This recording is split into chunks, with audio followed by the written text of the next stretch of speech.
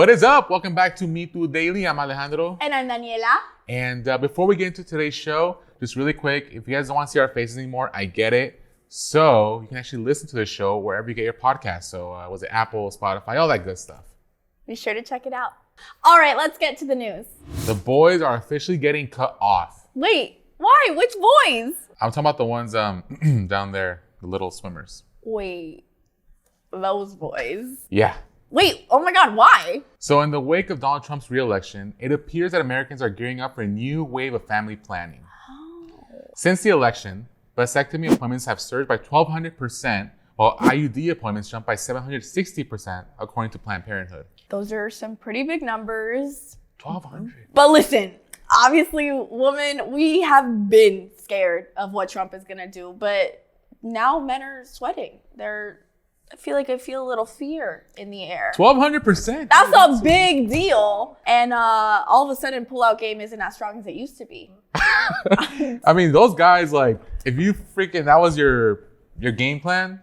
Yeah, I mean, that's not the best. Listen, a professional would never recommend pull-out game. But hypothetically, if that's what you were sticking to, now is the time to tie them up. Worst comes to worst, you untie in the future. 2028 should be a safer space. Who knows what's going to happen? And honestly, good for you guys.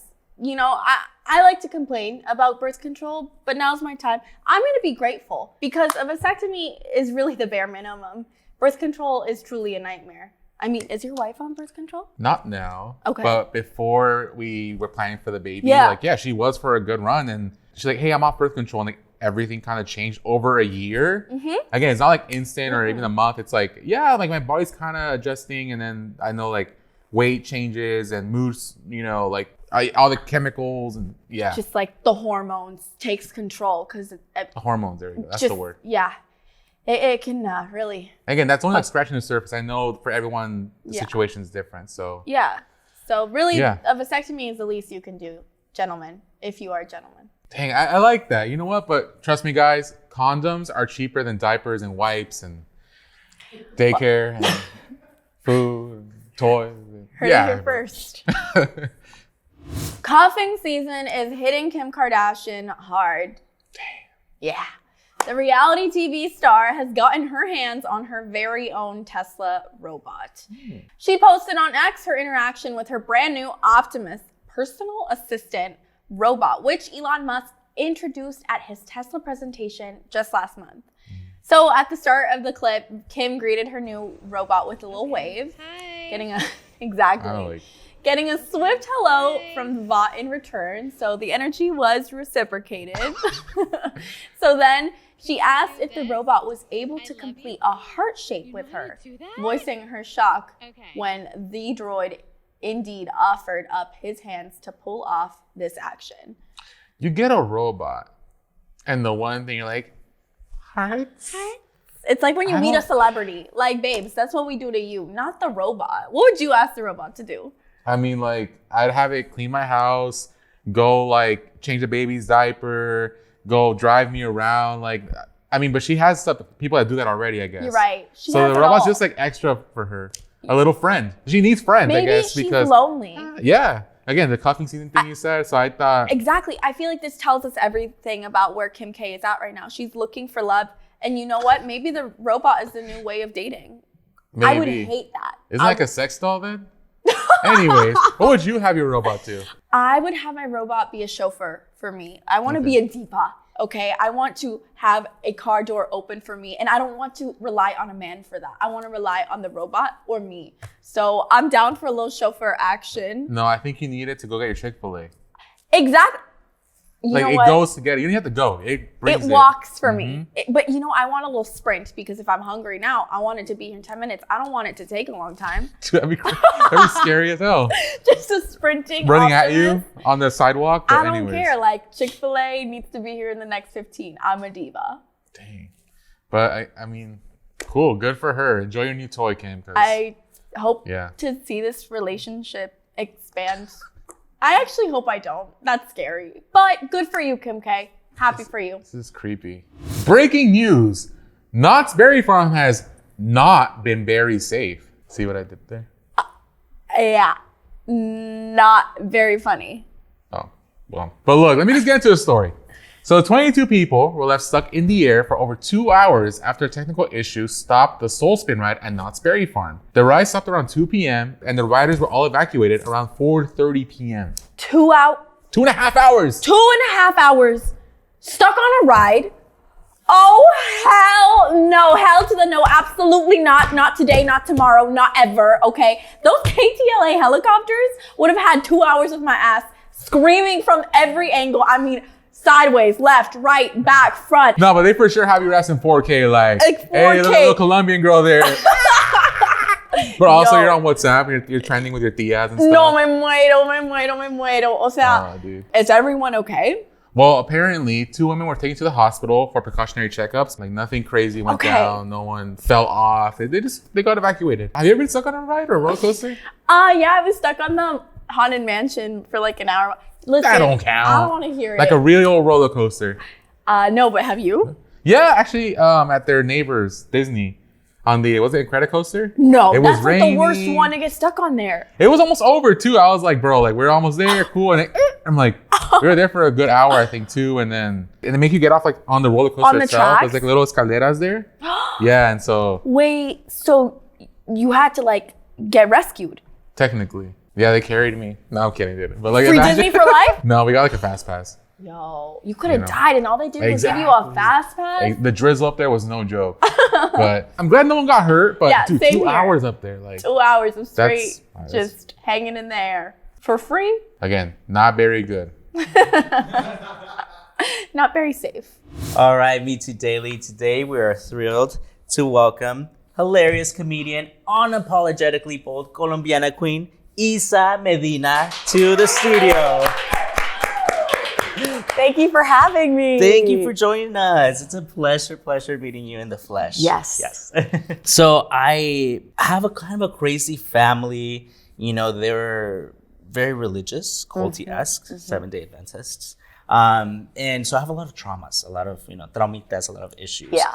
And then as I'm getting older, I'm like, okay, I need to take, matters into my own hands. So I'm starting to think maybe I should start doing therapy. Yeah. I know you had a bit about therapy. Can you give us some advice? Yeah, I love therapy. Okay, latinxtherapy.com.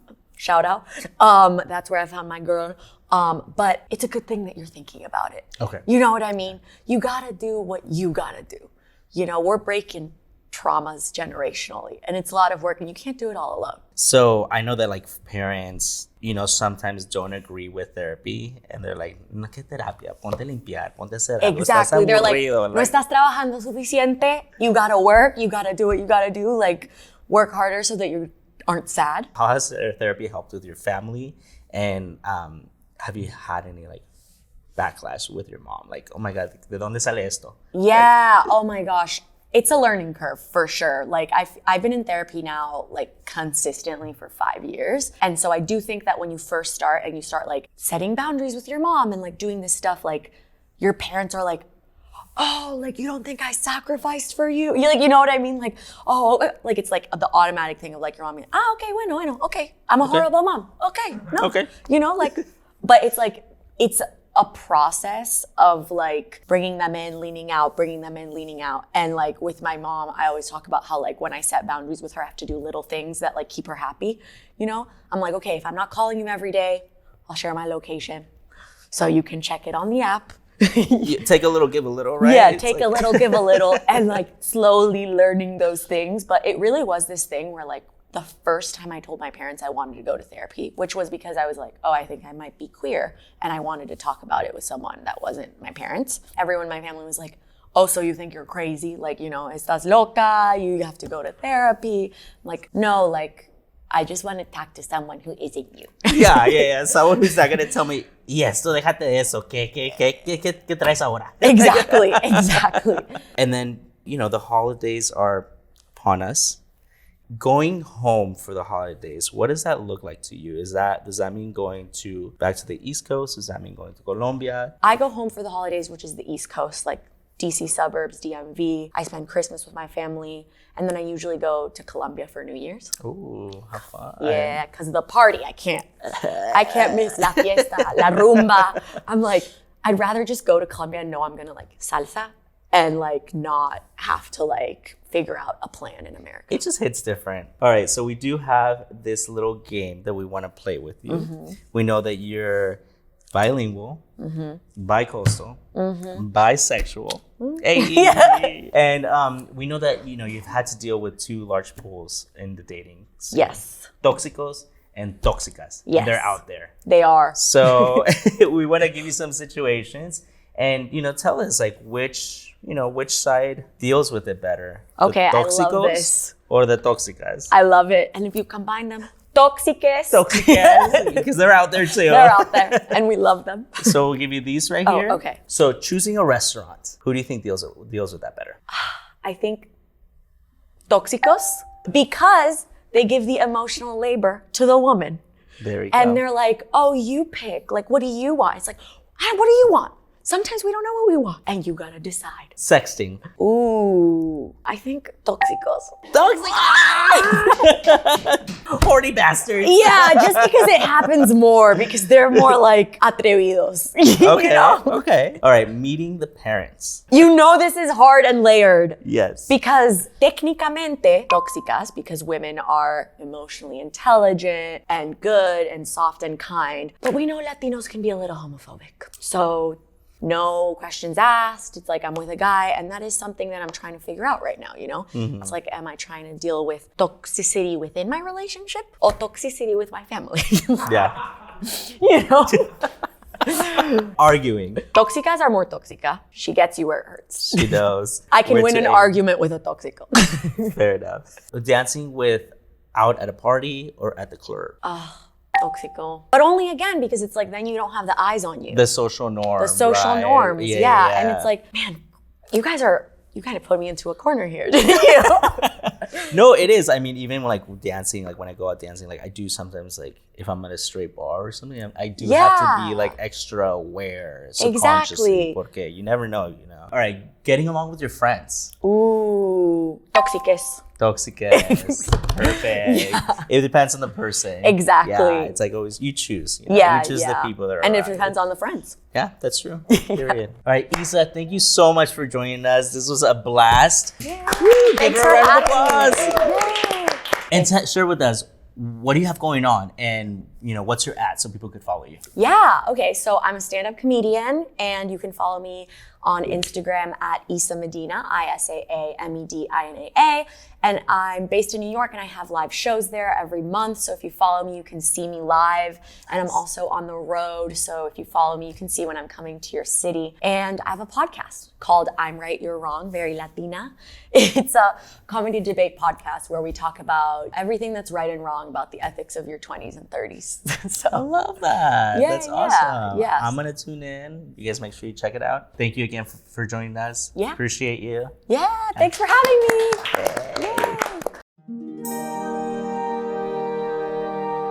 Bienvenido a mitú Daily, Ysrael Barajas. ¡Hey! Gracias por estar aquí con nosotros. ¿Y de dónde nos visitas? Pues primero que nada, gracias por la invitación, gracias por el tiempo y pues de Tijuana. ¿Y cómo ha influido ser de Tijuana en tu música? Yo creo que pues obviamente de manera positiva porque como es frontera, hay mucha gente con diferentes culturas, entonces aprendes, conoces y al momento de escribir pues plasmas eso, ¿no? En la música. ¿Y viajas mucho a los Estados Unidos? No, casi, cada vez en cuando. Sí, de vez en cuando. A Fashion Valley sí voy. Fashion Valley. Pues el amor trascendiendo barreras es un tema fuerte en tu nueva canción. ¿Qué es lo más loco que has hecho por el amor? ¿Qué es lo más loco que he hecho yo en el amor? Es esta perra, pero no sé si contarla. No, pues viajé en carretera habiendo guerra en esa ciudad, pues. O sea, la gente estaba guardada y yo aún así viajé, manejé. Así hubiera balazo, hubiera lo que sea para ir a verla. Sí, eso. Sí, guys, if he can, he would. Cuando un hombre quiere, va a hacerlo, no, pues ¿verdad? Como dijo Joan Sebastián. ¿Cómo dijo? Cruzaré los montes, los ríos, los valles. Eso está buena, sí. ¿Y cómo supiste que encontraste de tu verdadero amor? Pues es un sentimiento, es de forma natural, no es algo que planeas ni que alguien te lo dice, simplemente lo sientes y pues las cosas van fluyendo. Obviamente pues estamos muchachos, estamos jóvenes, pero pues aprendes, ¿no? Es parte de la etapa del ser humano. ¿Y de qué manera ha influido el amor en tu proceso creativo? Pues ya escribo más canciones referente al amor, porque antes escribía puros corridos, pura belicada, puro todo eso, pues ahorita ya escribo un poquito más de amor. ¿Qué es lo más interesante de estar en una relación pública con Miranda? Pues como dices tú, obviamente todo es público. Tiene sus pros y sus contras, pero pues al final de cuentas es una etapa, es bonito y hay que vivirlo y aprovecharlo, ¿no? Pues queremos jugar un juego contigo. Somos fans de tu relación, así que cuéntanos qué prefieres. A ver, dígame. ¿Dar un ramo buchón o una serenata? No, soy más así de ramo. La serenata la puedo dar yo, pues. Eso sí, o las dos. Ajá. ¿Y viendo TikToks juntos o grabando TikToks juntos? No, yo creo que viendo. No soy Viendo. mucho yo de TikToks. No, de muchos TikToks. No, ella sí, pero no. ¿Detalles pequeños o gestos grandes? No, detalles pequeños. Sí. Una rosa del Oxxo, así. Sí, algo Sí, sencillo. las cosas que se queden, pues, porque las personas a veces te quieren bajar el cielo a las estrellas y te dan de todo, pero se olvidan de las cosas mínimas. Eso sí, de verdad. Y pues pienso que las mujeres como nos gustan que, ay, pensó en mí, algo chiquito. Sí, un chocolate, o que Sí. fuiste a la tienda y le llevaste algo. que te Es acordaste. cierto. ¿Dar cosas materiales o hacer actos de amor? Pues sí, yo creo que ambos, no excesivo, pero pues ambos, o sea, no está de más darle algo a la persona que está contigo y pues actos de amor, pues es algo que te tiene que nacer, Sí. tienes que hacerlo. Entonces, cuéntanos de tu nueva canción, Trippy Love. Pues es una historia, es un relato de principio a fin, una persona enamorada que trabaja en cosas ilícitas y al final del corrido, de la canción, fallece, pero siempre tuvo presente en ese trayecto al amor de su vida, pero que ya no está con él. Entonces... ¿Es como una historia? Sí, es una historia, Está bien. es una combinación Ajá. de lo bélico con lo sad y el amor y el desamor y todo eso. Y también, yo sé que vas de tour el próximo año, ¿verdad? Sí, primero Dios, estamos en Pal Norte en 2025 y una pequeña gira por acá en Estados Unidos. Primeramente Dios, a ver qué onda.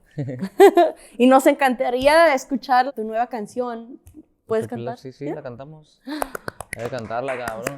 Muchas gracias. Bravo. Arre, 3, 4.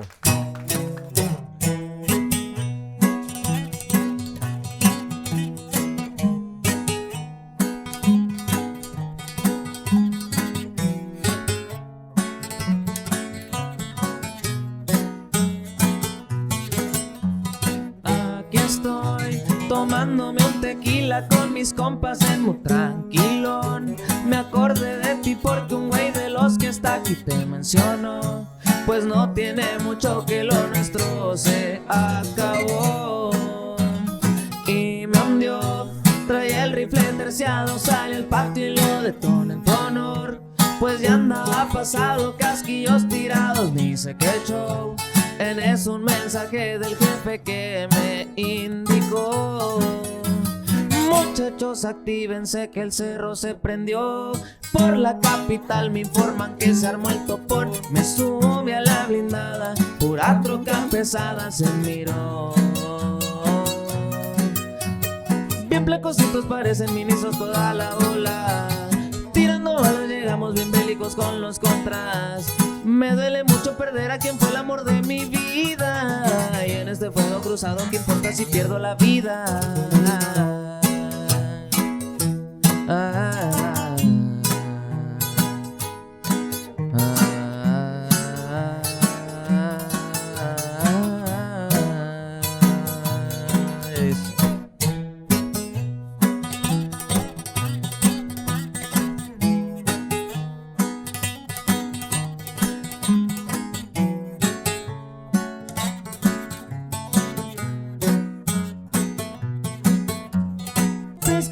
recuerda que yo siempre te amaré.